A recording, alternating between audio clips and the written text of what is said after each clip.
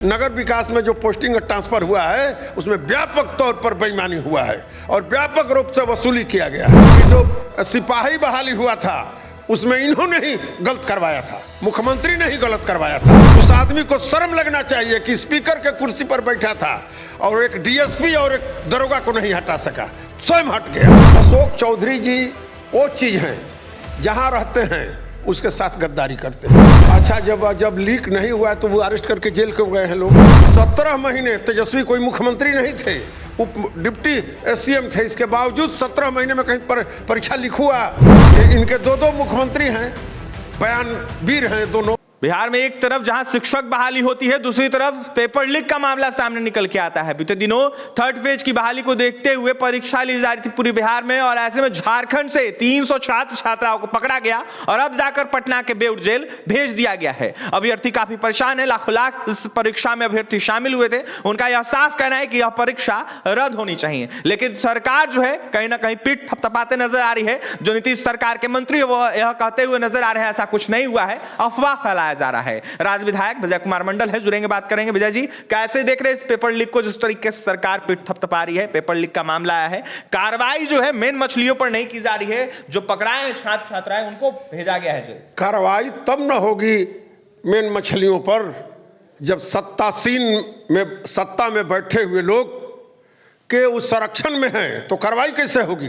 17 महीने तेजस्वी कोई मुख्यमंत्री नहीं थे, उप डिप्टी सीएम थे, इसके बावजूद 17 महीने में कहीं पर परीक्षा लीक हुआ और पारदर्शी परीक्षा हुआ और हटते ही लीक हो गया।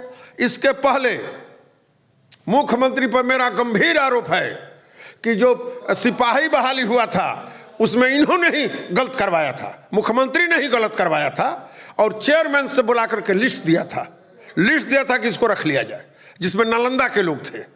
तो मुख्यमंत्री ही गलत कराते हैं तो काहे नहीं होगा? तेजस्वी थे तो रोके थे और अब तेजस्वी हट गए तो गलत करवा रहे हैं। तो स्पष्ट रूप से दिखाई पड़ रहा है कि 17 महीने में जो पारदर्शी काम हुआ और 17 महीने के बाद जब सरकार हटी तो पेपर लीक हुआ।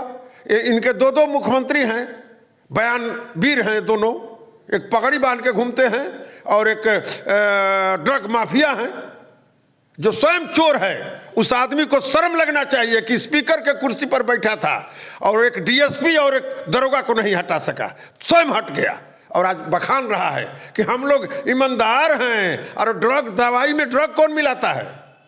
कौन वो शख्सियत है जो दवा का व्यापार करता है 2 नंबर का? और एक पगड़ी बांध के घूम रहे हैं। अभी नगर विकास में जो पोस्टिंग ट्रांसफर हुआ है उसमें व्यापक तौर पर बेईमानी हुआ है और व्यापक रूप से वसूली किया गया है, ये मेरा गंभीर आरोप है। अच्छा, अशोक चौधरी का बयान आया विजय मंडल जी पेपर लीक को लेकर, वो कह रहे हैं कि बीपीएससी आयोग ही कह रहा है पेपर लीक नहीं हुआ है, ऐसी कोई बात नहीं है, अफवाह फैलाया। अच्छा, जब लीक नहीं हुआ है तो वो अरेस्ट करके जेल क्यों गए हैं लोग? जब वो अरेस्ट नहीं, जब लीक हुआ ही नहीं तो 300 आदमी जेल कैसे गए? 10-10 लाख रुपए लेने के। अच्छा, एक चीज स्पष्ट रूप से है, अशोक चौधरी जी वो चीज है जहां रहते हैं उसके साथ गद्दारी करते हैं। कांग्रेस ने उनको क्या नहीं किया, कांग्रेस के साथ उन्होंने गद्दारी किया। उस सत्ता के लिए कहीं भी जा सकते हैं ये लोग और चाट रहे हैं पत्तल।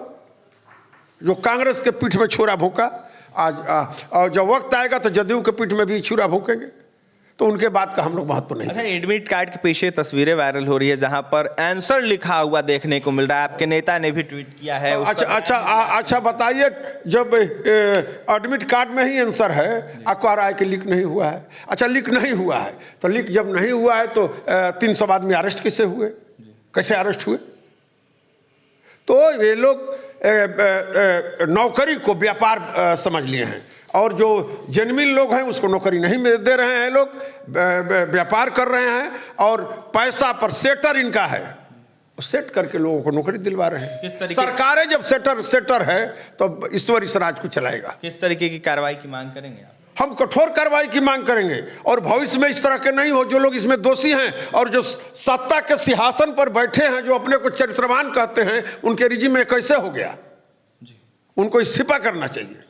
बिल्कुल, तो जो सत्ता में बैठे हैं उन लोगों के रीजन में ऐसे कैसे हो गया, उनको रिजाइन देना चाहिए। तो वहीं कठोर कार्रवाई की मांग कर रहे हैं विजय कुमार मंडल, पेपर लीक मामले को लेकर अपनी तमाम प्रतिक्रिया दे रहे थे।